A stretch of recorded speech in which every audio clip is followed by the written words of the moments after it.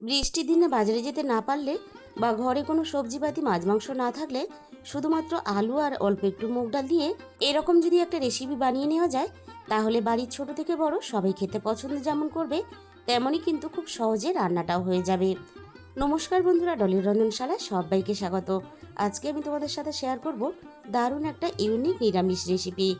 এই রান্নার জন্য আমি একটা মাঝারি সাইজের আলু আগে থেকেই খোসা ছাড়িয়ে পরিষ্কার করে নিয়েছি।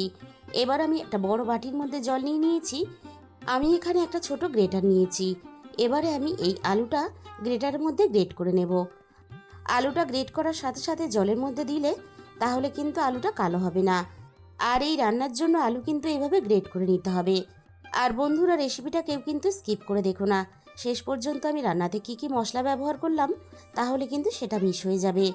আলুটা আমার গ্রেট করা হয়ে গেছে। বাকি কাজগুলো আমি যতক্ষণ করব, আলুটা আমি জলের মধ্যে ভিজিয়ে রেখে দেব। তারপরে আমি 3 থেকে 4 বার জল পাল্টে ভালোভাবে ধুয়ে নেব। আলুর এই স্টার্চটা যতক্ষণ না ভালোভাবে পরিষ্কার হয়ে যায়। এবার আমি এটাকে একটা সাইডে রেখে দেব। আর এই রান্নার জন্য আন্দাজ মতো আমি 50 গ্রামের মতো মুগ ডাল আগে থেকে ভিজিয়ে রেখে দিয়েছিলাম। ডালটা আমি আধ ঘন্টার মতো ভিজিয়ে রেখেছিলাম। ডালটা বেশ ভালোভাবে নরম হয়ে গেছে। এখানে আমি একটা ছোট মিক্সির জার নিয়েছি। এবার আমি সমস্ত ভেজানো মুগ ডাল মিক্সির জারের মধ্যে দিয়ে দেব। সমস্ত ডাল আমি মিক্সির জারের মধ্যে দিয়ে দিয়েছি। এবার আমি এখানে অল্প একটু জল দিয়ে দিলাম। ডাল বাটার সময় খুব বেশি কিন্তু জল দেওয়া যাবে না। অল্প একটু জল দিয়ে আমি মুগ ডালটা বেশ ভালোভাবে একটা মিহি পেস্ট বানিয়ে রেডি করে নিয়েছি। এবার আমি ডাল বাটাটা একটা সাইডে রেখে দেব। আর এই রান্নার জন্য এবার আমি একটা মশলা বানিয়ে নেব।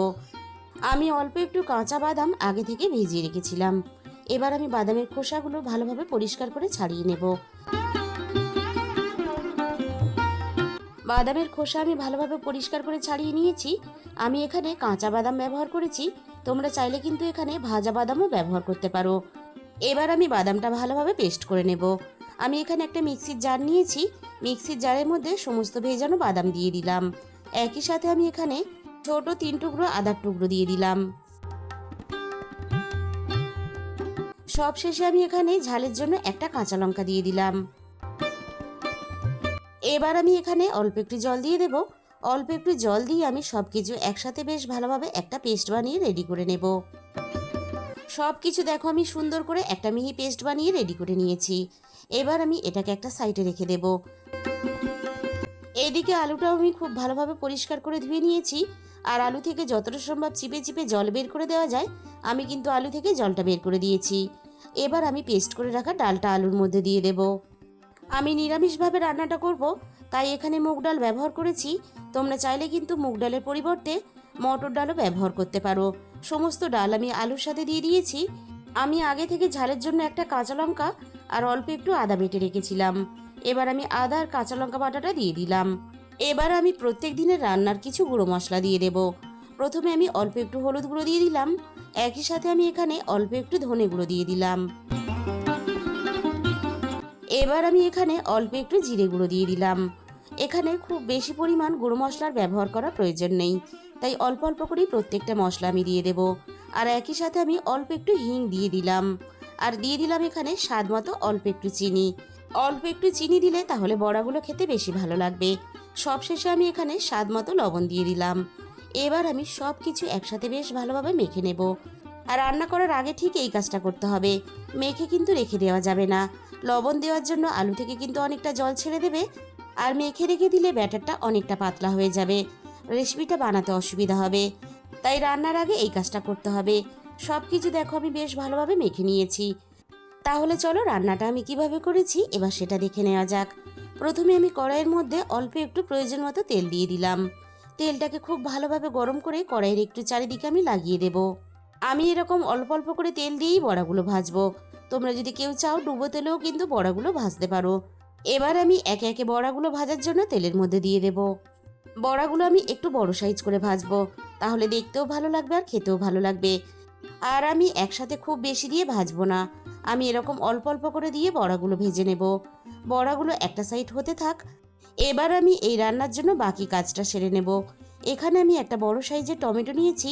এবার আমি টমেটোটা কেটে নেব। বন্ধুরা, একঘেয়েমি সবজি নিরামিষ রেসিপি না বানিয়ে একবার হলো তোমরা এই রেসিপিটা বানিয়ে দেখো, খেতে অসম্ভব ভালো হয়। আমি তোমাদের একটুও বাড়িয়ে বলছি না, তোমরা রান্না করে খেয়ে তারপরে আমাকে কমেন্টের মাধ্যমে জানিও তোমাদের কেমন লাগলো। টমেটোটা বেশ আমি ছোট ছোট টুকরো করে কেটে নিলাম। আর এই রান্নাতে আমি একটু অল্প ধনেপাতা ব্যবহার করব। বন্ধুরা, একদিন হলেও তোমরা বানিয়ে দেখো, গরম গরম ভাত রুটি সব কিছুর সাথেই খেতে পারবে। এবার আমি ধনেপাতাটা ছোট ছোট টুকরো করে কেটে নেব। অল্প একটু ধনেপাতা দিলে তাহলে রান্নাটা খেতেও ভালো লাগবে। তবে ধনেপাতাটা পুরোপুরি অপশনাল, তোমরা চাইলে দিতেও পারো নাও দিতে পারো। আবারও আমি রান্নার দিকে চলে এসেছি। বড়ার একটা সাইড বেশ ভালোভাবে ভেজে নিয়েছি, অপর সাইডটা ভাজার জন্য ঠিক একইভাবে উল্টে দেব। আর বড়াগুলো দেওয়ার সাথে সাথে কিন্তু উল্টাতে যাবে না, তাহলে বড়াগুলো ঘেটে যাবে। একটা সাইড বেশ ভালোভাবে প্রথমে হতে দিতে হবে, তারপরে বড়াগুলো আমরা উল্টে পাল্টে এইভাবে ভেজে নেব। বড়া দুটো সাইডে আমি ঘুরিয়ে ফিরিয়ে দেখো বেশ লালচে করে ভেজে নিয়েছি। এবার আমি সমস্ত ভাজা বড়া কড়াই থেকে নামিয়ে নেব।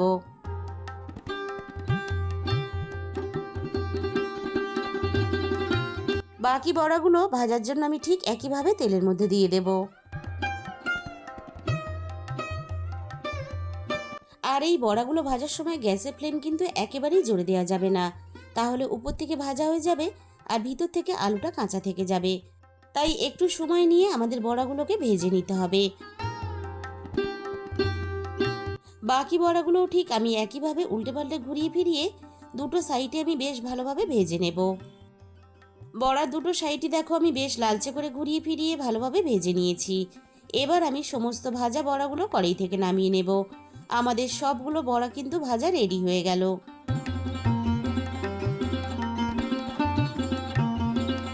আমি বাকি রান্নাটা করার জন্য কড়াইয়ের মধ্যে আরও একটু তেল দিয়ে দিলাম। তেলটা আমি আবারও খুব ভালোভাবে গরম করে নিয়েছি। এবার আমি তেলের মধ্যে ফোড়নে দিয়ে দিলাম অল্প একটু গোটা জিরে। জিরেটা আমি বেশ ভালোভাবে ভাজা ভাজা করে নিয়েছি। এবার আমি এখানে আগে থেকে পেস্ট করে রাখা বাদাম, আদা আর কাঁচা লঙ্কাটা দিয়ে দিলাম। একই সাথে আমি এখানে মিক্সির বাটিটা ধুয়ে অল্প একটু জল দিয়ে দিলাম। এবার আমি নাড়াচাড়া করে বেশ ভালোভাবে কষিয়ে নেব, আদা আর কাঁচা বাদামের গন্ধটা চলে যাওয়া পর্যন্ত।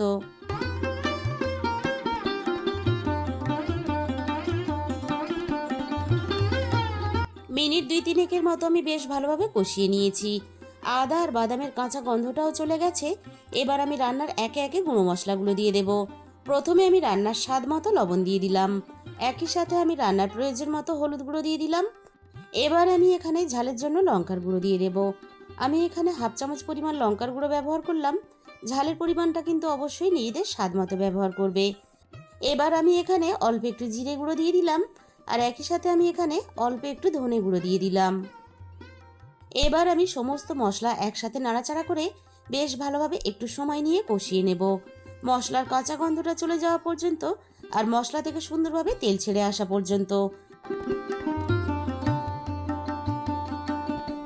3-4 মিনিটের মতো আমি মশলা ভালোভাবে কষিয়ে নিয়েছি আর রান্নার সমস্ত তেল সুন্দরভাবে উপরে ভেসে উঠেছে।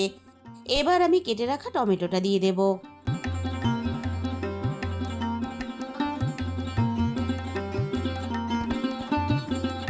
এবার আমি টমেটোটা নাড়াচাড়া করে একটু নরম করে নেব। টমেটোটা কিন্তু আমি একেবারে গলিয়ে ফেলবো না, নরমও হবে আবার বেশ একটু গোটাও থাকবে। ঠিক এরকম করে আমি রান্নাটা করে নেব।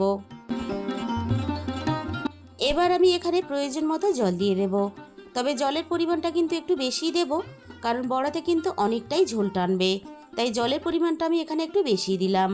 এবার আমি সব কিছু একসাথে নাড়াচাড়া করে বেশ ভালোভাবে মিশিয়ে দেব। তার সাথে সাথে আমি ঝোলটা একটু ফুটিয়ে রান্না করে নেব। ঝোলটা বেশ ভালোভাবে ফুটে উঠেছে। আমি 3-4 মিনিটের মতো ঝোলটা ভালোভাবে ফুটিয়ে রান্না করে নিয়েছি। এবার আমি একে একে ভাজা বড়াগুলো ঝোলের মধ্যে দিয়ে দেব। ঝোলটা একটু ফুটিয়ে নিয়ে রান্না করে নেওয়ার সাথে সাথেই কিন্তু আমাদের বড়াগুলো ঝোলের মধ্যে দিয়ে দিতে হবে। বড়াগুলো যদি আমরা ঝোলের মধ্যে একটু ফুটিয়ে রান্না করি তাহলে বড়ার ভিতর পর্যন্ত সুন্দরভাবে রান্নার তেল মশলা চলে যাবে আর তার জন্য বড়াগুলো আরও খেতে বেশি ভালো লাগবে। সমস্ত ভাজা বড়া আমি ঝোলের মধ্যে দিয়ে দিয়েছি। এবার আমি হালকা হাতে বড়াগুলো নাড়াচাড়া করে ঝোলের সাথে ভালোভাবে মিশিয়ে দেব। এবার আমি গ্যাসের ফ্লেমটা মিডিয়ামে রেখে বড়াগুলো ভালোভাবে রান্না করে নেব, বড়াগুলো সুন্দরভাবে নরম হওয়া পর্যন্ত।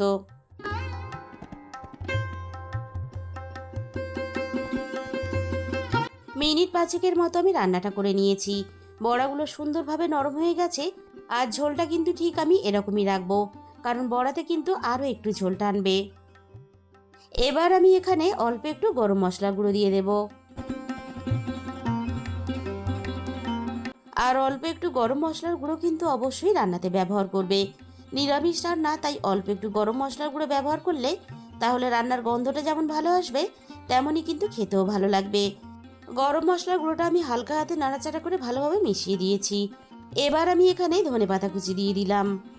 একটা আলু আর অল্প একটু মুগ ডাল দিয়ে ভাত বা রুটির সাথে খাওয়ার জন্য দারুণ টেস্টি নিরামিষ রেসিপি দেখো আমাদের রেডি হয়ে গেল। এবার আমি একটা প্লেটের মধ্যে পরিবেশন করে তোমাদের দেখিয়ে দিলাম। তাহলে বন্ধুরা, আজকের এই রেসিপিটা ভালো লাগলে ভিডিওতে একটা লাইক করে দিও, আর কমেন্টের মাধ্যমে জানিও তোমাদের কেমন লাগলো। আর যে সমস্ত নতুন বন্ধুরা এখনো পর্যন্ত আমার চ্যানেলটা সাবস্ক্রাইব করোনি, এরকম নতুন ঘরোয়া সহজ রেসিপি পেতে আমার চ্যানেলটা সাবস্ক্রাইব করে আমার পাশে থাকার অনুরোধ রইল। আর তার সাথে সাথে পাশে থাকা বেল আইকনটা ক্লিক করে অল করে দিও, তাহলে আমি যখনই কোনো নতুন রেসিপি আপলোড করব সবার আগে তোমার কাছে পৌঁছে যাবে। তোমাদের মূল্যবান সময় দিয়ে রেসিপিটা দেখার জন্য তোমাদের সবাইকে অসংখ্য ধন্যবাদ।